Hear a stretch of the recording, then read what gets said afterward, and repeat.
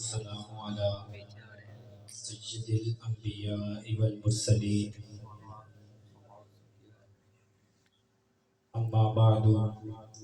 فأعوذ بالله من الشيطان الرجيم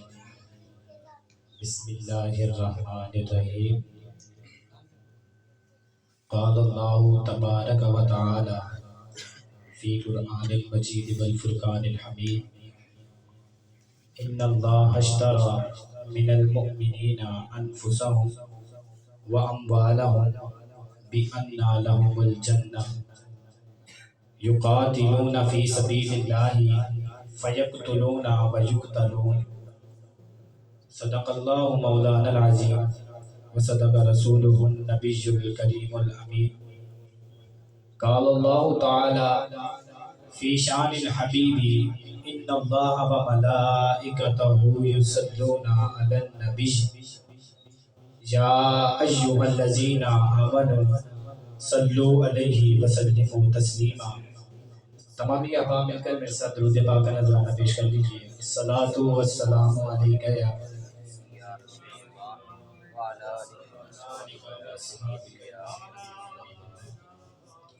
الصلاۃ والسلام علیک یا سیدی یا نبی اللہ وعلی آلک و اصحابک یا سیدی یا رحمت للعالمین۔ اللہ تعالیٰ کی حمد و ثنا اور پیارے حبیب احمد مجتبیٰ جناب حضرت محمد مصطفیٰ صلی اللہ علیہ وآلہ وسلم کی بارگاہ اقدس میں درود و سلام کا نذرانہ پیش کرنے کے بعد میرے نہایت عزیز محترم دوست احباب، میرے بھائی بزرگ اور نوجوانوں، السلام علیکم ورحمۃ اللہ وبرکاتہ۔ میں نے آپ کے سامنے ایک آیت مبارکہ تلاوت کی، اس کا ترجمہ کرنے سے پہلے کچھ گفتگو کروں گا کہ جو لوگ یہ سوچتے ہیں کہ ہمارا جسم بہت قیمتی ہے، جو لوگ سوچتے ہیں کہ ہمارا جسم جو ہے وہ بہت قیمتی ہے، اس پہ کسی قسم کی تکلیف نہیں اس کو پہنچنی چاہیے، اس کو کوئی نقصان نہ ہو، ان کو بتاتا چلوں کہ ہمارا یہ جو جسم ہے، ہمارے پاس یہ جو جان میں دی گئی ہے، یہ ہمارے پاس امانت ہے اور ہم نے اس کے صاحب کو، اس کے مالک کو ہم نے اسے لوٹانا ہے، اس امانت کو۔ آئیے قرآن سے پوچھتے ہیں قرآن میں کیا کہتا ہے۔ اللہ تعالیٰ قرآن مجید میں ارشاد فرماتا ہے ان اللہ اشترا، بے شک اللہ تعالیٰ نے خرید لیا، من المؤمنین، مومنوں سے، انفسہم، ان کی جانوں کو، واموالہم، اور ان کے مال کو، بِأَنَّ لَهُمُ الْجَنَّةِ، جنت کے بدلے۔ اب جنت دی کب جائے گی؟ اللہ تعالیٰ آگے فرماتا ہے یقاتلون، جب وہ قتل کریں گے، فی سبیل اللہ، اللہ کی راہ میں، فیقتلون ویقتلون، یا قتل کرتے ہوئے خود قتل ہو جائیں گے۔ آج اگر دیکھا جائے جہاں کہیں جہاد کی بات ہو رہی ہو یا جنگ کی بات ہو رہی ہو تو ہم میں سے کچھ اس طرح کے لوگ ہوتے ہیں جن کی ٹانگیں کانپ جاتی ہیں کہ لو جی جنگ کی گل ہوئے گی، اتنے تلواراں دیا گلاں ہونی ہیں، اسلحے دی گلاں ہونی ہیں، ہم خود کو دیکھیں تو ہم سب کی ٹانگیں کانپ جاتی ہیں۔ ٹھیک ہے، یہ حقیقت ہے کہ نبی کریم صلی اللہ علیہ وآلہ وسلم نے ارشاد فرمایا کہ تم جنگ شروع مت کرو بلکہ اللہ سے عافیت مانگو، اللہ سے عافیت طلب کرو اس کی۔ لیکن جب کبھی جنگ شروع ہو جاتی تو نبی کریم صلی اللہ علیہ وآلہ وسلم جب کسی جنگ میں جاتے اور دشمن کریم آقا علیہ السلام پر حملہ کرتے تو نبی کریم صلی اللہ علیہ وسلم اس کے جوابی کارروائی کرتے تھے، نہ کہ کبھی یہ ہوا کہ الٹے پاؤں بھاگ جائیں، یہ نہیں فرمایا نبی کریم آقا علیہ السلام نے، بلکہ جوابی کارروائی کیا کرتے تھے۔ کریم آقا علیہ السلام نے فرمایا جب جنگ شروع ہو جائے تو اب تم ثابت قدم رہو۔ لیکن آج اگر دیکھا جائے تو اس طرح کا کچھ کیوں نہیں ہوتا، یہ ماجرا کیوں پیش آیا؟ اس وجہ سے کہ آج ہمارے ایمان کمزور ہو چکے ہیں، ہم اندر سے کمزور ہو چکے ہیں، ہمارے اندر وہ جہاد کا جذبہ ہی نہیں رہا، ہمارے اندر وہ جہاد کا جذبہ ہی نہیں رہا۔ جبکہ نبی کریم صلی اللہ علیہ وسلم نے فرمایا جب جنگ شروع ہو جائے تو تم ثابت قدم رہو، بے شک جنت اب تلواروں کے سائے کے نیچے ہے۔ یہ نہیں کہیں فرمایا کہ جنت جو ہے وہ نماز کے سائے کے نیچے ہے یا روزہ یا حج یا زکوٰۃ کے سائے کے نیچے ہے، فرمایا جنت تلواروں کے سائے کے نیچے ہے۔ آج کے معاشرے میں آج کا مسلمان کہتا ہے کہ لو جی اسلام تو امن سے پھیلا.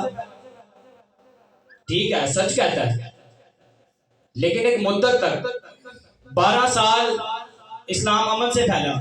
لیکن جب کبھی تلوار نکالنے کی بات نہیں تو کبھی یہی اسلام کبھی جنگ بدر کا میدان سجا رہا ہے، کبھی احد کا میدان سجا رہا ہے،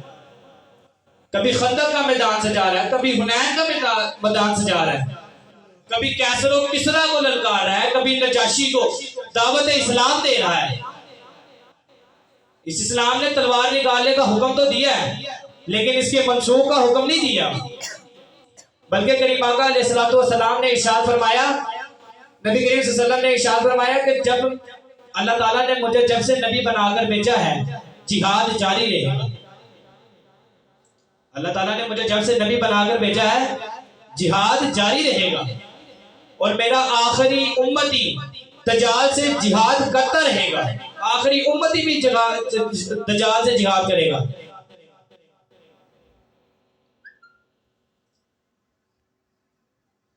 آخری امتی بھی دجال سے جہاد کرے گا. حضرت ابو موسیٰ الاشعری رضی اللہ تعالیٰ عنہ آپ روایت کرتے ہیں کہ ایک اعرابی نبی کریم صلی اللہ علیہ وآلہ وسلم کی بارگاہ میں پیش ہوا اور آ کر سوال پوچھتا ہے کہ یا رسول اللہ صلی اللہ علیہ وآلہ وسلم، جو کوئی شخص مال غنیمت کے لیے جہاد کرے کہ مجھے مال غنیمت ملے گا، یا عزت پانے کے لیے جہاد کرے، یا بہادری دکھانے کے لیے، یا خودداری دکھانے کے لیے جہاد کرے کہ لو جی میں جنگ دینا گیا تھے، لوگ ہی میں نہیں جان گیا تھے، جنگ دے گیا. تو آپ ہمیں بتائیں، آپ ہمیں فرمائیں کہ کون سا جہاد فی سبیل اللہ ہے. تو میرے نبی کریم صلی اللہ علیہ وآلہ وسلم نے ارشاد فرمایا، جو کوئی شخص اس نیت سے جہاد پر جائے کہ اللہ کا کلام، اللہ کا کلمہ سر بلند ہوگا، وہ جہاد فی سبیل اللہ ہے. آج اگر ہم دیکھیں فلسطین میں کس قدر مسلمانوں پر ظلم و ستم ڈھائے جا رہے ہیں. البتہ ہم نہیں جا سکتے، خود وہاں پہ نہیں جنگ میں ادھر جا سکتے، لیکن ہم زبان کے ساتھ، اپنے دل کے ساتھ، دل میں تو اس کو برا جان سکتے ہیں، ہم زبان کے ساتھ تو جنگ کر سکتے ہیں نا.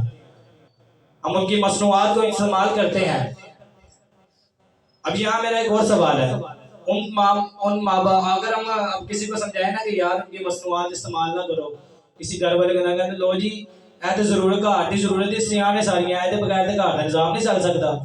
ان سے میں سوال کروں گا، ان ماں سے، اس باپ سے، اس بیٹی، اس بہن سے سوال کرتا ہوں کہ ذرا خود کو اس ماں کے مقام پہ رکھ کے تو دیکھو کہ جس کی چھوٹی سی بچی کے اوپر گولی چل رہی ہے. خود کو ذرا اس کیفیت میں لا کر تو دیکھو. تم اگر آج ہمارے ان کے بچوں کو، چھوٹے چھوٹے بچوں کو اگر کوئی بخار بھی ہو جاتا نا تو دوڑتے ہیں اسپتال کو. آج آپ کہتے ہیں کہ لو جی مصنوعات ساری زندگی کا ضرورت بن گیا، ضروریات ہی ہیں، اسی کی میں طرح کر دی ہے. ہم سب کو چاہیے کہ ہم اپنے دل کے ساتھ، اپنے زبان کے ساتھ جہاد کریں. نبی کریم صلی اللہ علیہ وآلہ وسلم نے ارشاد فرمایا کہ جو میرا امتی جس نے اپنی پوری زندگی پائی اور زندگی کے اندر ایک مرتبہ بھی اس کے دل میں یہ خیال نہیں آیا کہ میں ایک مرتبہ تو اسلام کی سر بلندی کے لیے جہاد کروں، تو فرمایا کہ وہ منافق کی موت مرا.